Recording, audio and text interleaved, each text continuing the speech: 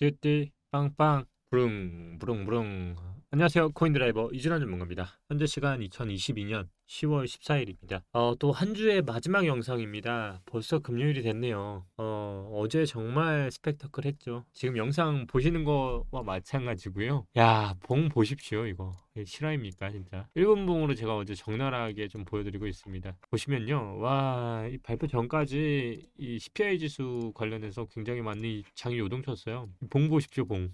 어제 비트코인 거의 4% 넘게 빠졌습니다. 차트로도 설명할 수 없고요. 전문가들도 사실상 이 부분을 어떻게 맞추겠습니까? 어리둥절한 그런 지표에 따른 엄청난 무빙이 이제 나왔습니다. 이게 정말 강원랜드지 도박을 어디 안 가도 될 것 같습니다. 이게 지금 이 순간이 강원랜드였던 것 같습니다. 어디 무서워서 매수매도 할 수 있겠습니까? 일단 오늘 CPI 지수 관련해서 좀 얘기 나누고요. 또 궁금해하신 사항들 좀 정리해서 말씀드리겠습니다. 영상 끝까지 시청하시고요. 영상 시작하도록 하겠습니다. 일단 지금 보시는 사진은요, CPI 소비자 물가지수 사진이에요.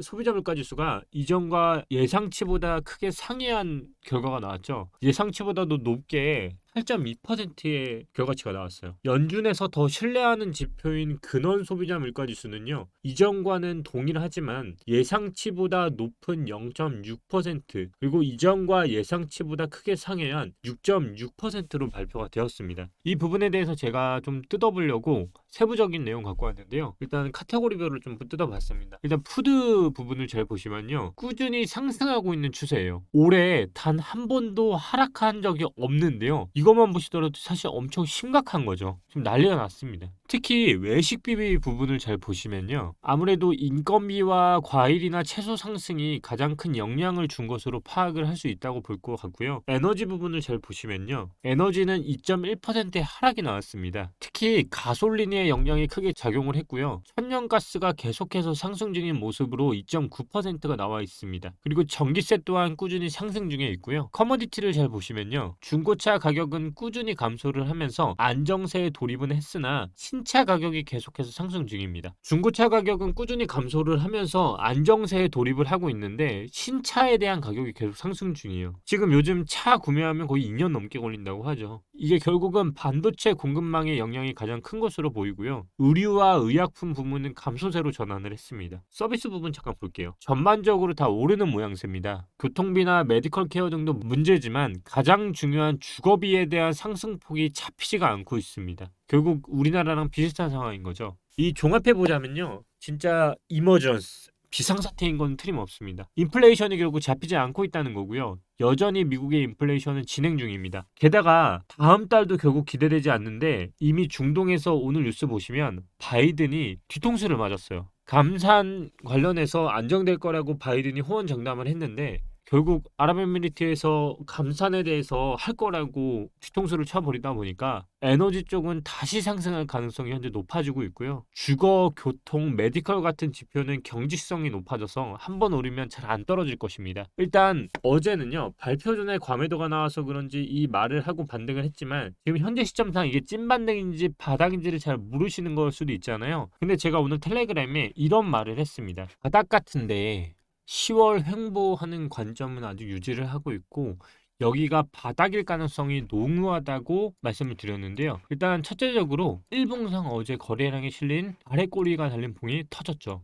이 부분은 또 영상 뒷부분에서 말씀을 드릴 건데요. 일단 정말 좋은 봉이 터졌다라고 말씀을 드릴 수 있을 것 같고, 다시 한번 이어가자면 근원물가지수는 하락 추세를 보여주고 있으면서 인플레이션이 꺾이는 듯한 모습을 보여주기도 했어요. 근데 8월과 이번에 발표된 9월에서 다시 상승하고 있는 모습을 보여주었기 때문에 인플레이션에 대한 고점은 아직 나오지 않았다라고 분석하시는 분도 있는 상황이거든요. 패드워치에 따르면요, CPI 발표 전에는 빅스텝 그리고 또 자이언트 스텝, 결국 이 두 가지의 싸움인데요. 현재 확률로만 보면 빅스텝의 가능성은 16%, 자이언트 스텝의 가능성은 84% 나왔습니다. 하지만 저의 개인적인 의견은 자이언트 스텝보다는 빅 스텝일 가능성이 저는 높다라고 계속 강조를 하고 있고요. 이 CPI 발표 이후에는 결국 자이언트 스텝이냐 울트라 스텝이냐 이 두 가지 싸움에서 자이언트 스텝의 가능성은 93.8%, 울트라 스텝의 가능성은 6.2%로 현재 나오고 있는 실정이에요. 어제 결국 소비자 물가 지수를 통틀어서 지금 가능성이 자이언트 스텝으로 더 올라간 상황인데 저만 어떻게 더 낮은 낮은 수치로 빅스텝을 생각하고 있는 걸 수도 모르겠습니다. 결국 FOMC에서 자이언트 스텝 이상의 금리 인상을 할 것이라고 분석하는 것이고요. 결국 이거는 매우 부정적이기도 하고요. 투자 시장의 가장 큰 악재이기도 합니다. 이렇게 되면 자이언트 스텝이 벌써 3스텝 이상 나가고 있잖아요. 하지만 오늘 CPI 지표가 결국 상당히 안 좋게 나와서 증시가 나락으로 가는가 했는데 결국 생각과는 반대로 반등을 하는 장이 나온 걸 봤을 때 저는 아직까지도 빅스텝으로 그냥 천천히 금리를 인하하는 방향으로 가지 않을까 계속 말씀을 드립니다. 진짜 하락은 침체 구간이 꺾이는 구간에서 나온다고 말씀을 드렸잖아요. 결국 여기에서 가장 큰 악재는요. 영국 아니면 신흥국에 대한 도산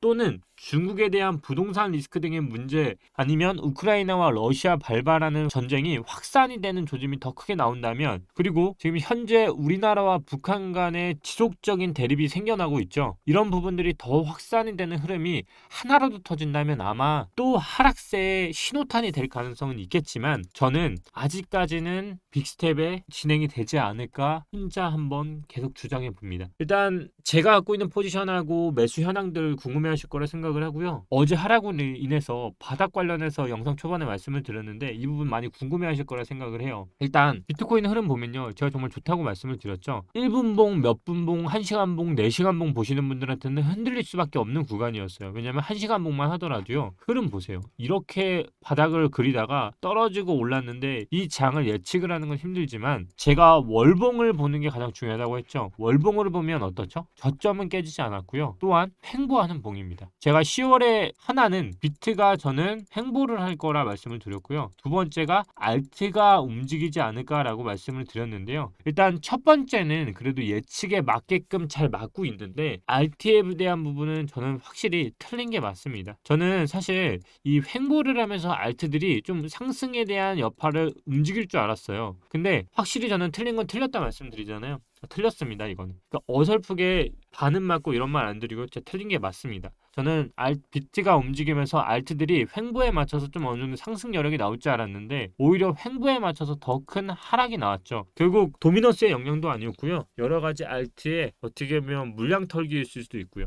그러니까 알트적인 부분에서 확실히 틀린 게 맞고 그래서 제가 지금 가장 안전하게 매수를 하려고 했던 게 이더하고 비트였습니다. 아마 저를 따라 사신 분들도 마찬가지로 지금 최소한 본전 아니면 익절 구간은 계속 나오실 거라 보고 있고요. 저는 10월에 대해서 11월까지 여파가 이어져서 빅스텝이 연달아 발표가 되면 11월은 그래도 상승장으로 이어지는 흐름이 나오지 않을까 주구장창 말씀을 드리고 있잖아요. 알트를 잠깐 보자면 지금도 반등이 나온다고는 하지만 사실 하락 대비에 맞춘 반등인 것 같아요. 그러니까 월봉으로서 저는 지금이 양봉으로 턴을 하는 봉이라 보고요. 11월에는 그만큼 큰 반등이 아직까지도 우세하게 나올 것이라 보고 있습니다. 이더리움 클래식 관련해서도 궁금한 게 많으실 텐데요. 제가 지난 영상에서 31,000원까지가 가이드라인을 잡아드렸는데요. 보시면 저가를 얼마를 터치하고 내려왔냐면 딱 3만원 지키고 내려왔습니다. 약 1,000원에서 3만원 구간인데요. 기존 영상 아마 직전 영상이기 때문에 한번 보시면 아시겠지만 이 구간이 강한 매물대이기 때문에 제가 반드시 튀어 오를 수밖에 없다고 말씀을 드렸어요. 근데 이제 문제는 이제 이 구간을 지키냐입니다. 이 구간을 지키지 못하면 정말 이젠 하락이 맞고요. 하지만 지금 튀어 오른 걸 봤을 땐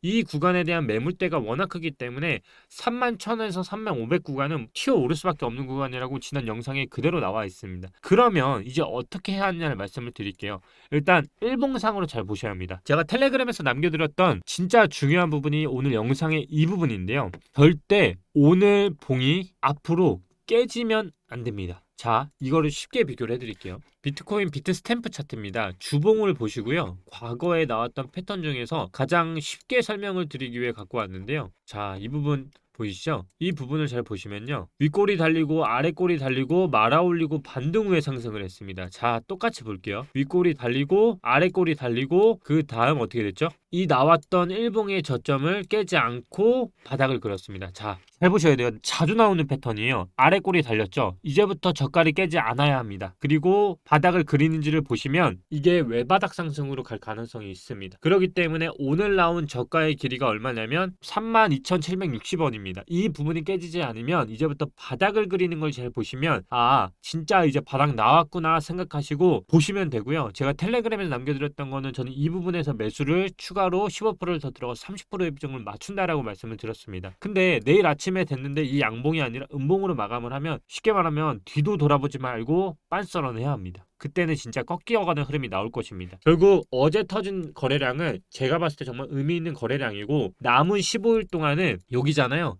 여기서부터 여기까지의 시간을 잘 보시면요. 결국 이 박스권 안에서 놓을 가능성이 충분히 있어 보인다. 그러면 아래 꼬리까지는 가지 않는 선에서 지속적으로 만들 거라 보고 있고요. 리플도 마찬가지입니다. 제 정말 지난 영상 보시고 오시면 소름이 돋을 수도 있는데요. 주봉 차트 제가 어떻게 만든다고 했죠? 저가를 깨지 않을 거라고 말씀을 드렸죠. 주봉상 상승은 일어나고 있습니다. 그리고 차트를 잘 보시면요. 이 구간 잘 보시라고 했어요. 삼각 수렴이 깨지느냐 깨지지 않느냐, 깨지지 않고 말아 올렸죠. 일본 마찬가지입니다. 리플은 상승을 하기 위해서는 똑같이 아래 꼬리보다 더 내려가지 않으려고 할 것입니다. 근데 지금 기준으로 보면요. 678원이 깨지지 않고 리플은 박스권을 그리게 되면 추가 상승 나올 것이라 보고 있고요. 월봉으로 사실 이해하신 분들은 흔들리지 않을 것이었을 겁니다. 왜냐하면 십자봉이었기 때문에. 이해되셨죠? 결국 11월에 만약 상승을 한다고 하면 리플은 눌림목 받고 상승할 가능성이 열려버린다. 10월하고 11월 그대로 저는 가져갑니다. 지속적으로 저는 이번 달은 뷰티가 무너질 가능성보다 횡보를 할 가능성이 높다라고 말씀을 드렸고, 똑같이 그 흐름이 지금 하락에 있어서 여파는 거래량이 터짐으로써 멈춘 흐름이 이제 신호탄이 나온 것 같다, 이렇게 설명을 드릴 수 있을 것 같습니다. 칠레지도 똑같습니다. 칠레지도 일단 1차적으로 아래 꼬리는 달렸지만 사실 너무 큰 하락이 나왔어요. 이더리움 클래식 기준으로 보면 이 부분인 거고요. 더 빠지면 하락으로 전환을 한다고 했죠. 근데 칠레지는 지금과 같이 잘 보시면 이 구간에 매물대가 너무 많기 때문에 이 부분을 뚫는 흐름이 나와야 하는 상황이고, 주봉상으로 봤을 때 보통 이런 차트들은요 진짜 많이 나왔던 패턴들인데, 상승을 하기 전에 패턴들을 잘 보세요. 보이세요? 이 패턴 지금 보이세요? 자, 칠리지도 비교를 해보시면 아래 꼬리 달렸고 아래 꼬리 달렸죠. 칠리지는 다음 주봉이 양봉으로 뛰면 상승으로 아예 턴을 해서 그냥 올라갈 가능성이 열려버립니다. 이해되셨죠? 그리고 월봉으로 보게 되면 차트가 아직까지도 시가의 기준이었던 이 부분까지는 반등할 여지가 충분히 있습니다. 그게 얼마냐면 298원입니다. 전봉이 양봉이었기 때문에 298원에 지지가 형성되어 있어요. 현재 274원이라고 봤을 때 단타적으로도 298원까지는 먹을 이유가 어느 정도 있는 구간인 것 같고요. 장기적으로 보더라도 아직까지 상승 추세가 멈춰져 있진 않고, 기존의 2분의 1 지점에서 딱 반등을 했죠. 장대 양봉이 항상 2분의 1 지점에서 사면 반등의 여지가 계속 나온다고 말씀을 드린 것처럼 아직까지 1차적인 반등은 나왔는데 지지의 높이가 시가였던 300원에 있기 때문에 298원까지는 단타적으로도 아직은 지지까지도 아직 살아있다. 그러면 반등을 하게 되면 주봉상 다음 봉에서 양봉으로 턴을 해서 올려버릴 가능성이 열려버립니다. 제가 오늘 핵심적인 거 다 말씀을 드린 것 같아요. 주식시장은요 약세장에서 대체로 4개월 단위로 바닥에 단기 반등을 합니다. 단기 바닥을 찍는데요. 나스닥의 경우는 지난 저점이 6월 16일이었기 때문에 제가 봤을 때 이번 저점의 기준은요 오늘에서 16일 전후에 바닥이 나오지 않을까 생각을 하고 있어요. 거기다 8거래일째 거래량이 계속적으로 늘고 있고요. 심리도도 바닥을 탈출했습니다. 주봉에서는 음봉과 양봉이 교차 출현을 해서 월봉이 양봉으로 턴을 하고 있는 이 부위는 결국 제가 늘 말씀드렸던 음봉을 등지고 양봉을 기준으로 사면 최소한 내가 손실을 적게 볼 수 있다는 그 규칙에 또 부합되기도 합니다. 미 반도체 지수의 경우에는 올해 두 차례 급락 과정에서 30% 내외의 하락을 하고 20% 이상의 반등을 했고요. 현재 장중 31%의 하락 후에 반등을 했습니다. 10월에 있는 중간선거는요. 보통 그 해에 10월에 보통 주가를 바닥을 많이 치는 게 그동안의 주식의 패턴이기도 합니다. 오늘 전체적으로 영상 좀 신경도 많이 썼기 때문에 한번 돌려보시면 투심 잡기에도 좋으실 거고요. 제가 오늘 단톡방에도 말씀을 드린 게 자전거를 비유를 해드렸어요. 여러분, 우리가 어릴 때 자전거를 탈 때를 잘 보면요. 자전거를 탈 때 두발 자전거를 잘 타지 못하기 때문에 세발 자전거로 시작을 하잖아요. 그 세발 자전거를 탈 때 보면 양 방향의 밸런스가 다 맞춰져 있기 때문에 균형 감각이라기보다는 양 바퀴에 의존해서 많이 타게 되는데요. 나중에 그 세발 자전거를 떼고 두발 자전거가 돼서 균형을 갖게 되려고 하면 많은 넘어짐과 많은 실패가 있을 것입니다. 여러분들이 어제 하락으로 나는 또 손절을 했고 울상이신 분도 많을 텐데요. 내가 그냥 자전거를 탈 때처럼 결국 끝에는 내가 자전거를 타고 어떨 때는 도전을 하기 위해서 손을 떼기도 하고요. 두 손을 다 떼고 발로만 페달을 밟기도 하잖아요. 그런 과정의 연속이라고 생각을 해보시면서 결국 최종 끝에는 나는 자전거를 타는 사람이 비유해 보시면 결국 여러분들의 투심도 좀 잡으실 수 있을 것 같고요. 그냥 지금의 실패가 너무 우울한 실패가 아니라 자전거를 타기 위한 또 하나의 도전과 모험이라고 생각을 해보시면 결국 웃는 날이 오지 않을까 싶습니다. 매일 말하는 것 같지는 않지만 그래도 자주 말하는 것 같습니다. 여러분, 정말 긴 하락이 이제는 조금씩 끝나가는 게 저는 느껴지는데요. 여러분들도 이렇게나마 위안이 돼서 웃는 날을 같이 맞이했으면 좋겠습니다. 감사합니다. 오늘도 이진환 전문가였고요. 영상 지금 하단에 나가는 고정 댓글 보시면 소통방 입장하실 수 있습니다. 더 넓은 인사이트와 더 넓은 시야를 넓히고 싶으신 분은 같이 소통방 들어오셔서 시야를 넓혀보면 좋을 것 같습니다. 오늘도 이진환 전문가였습니다. 부릉부릉 띠띠빵빵 감사합니다. 이진환 전문가였습니다.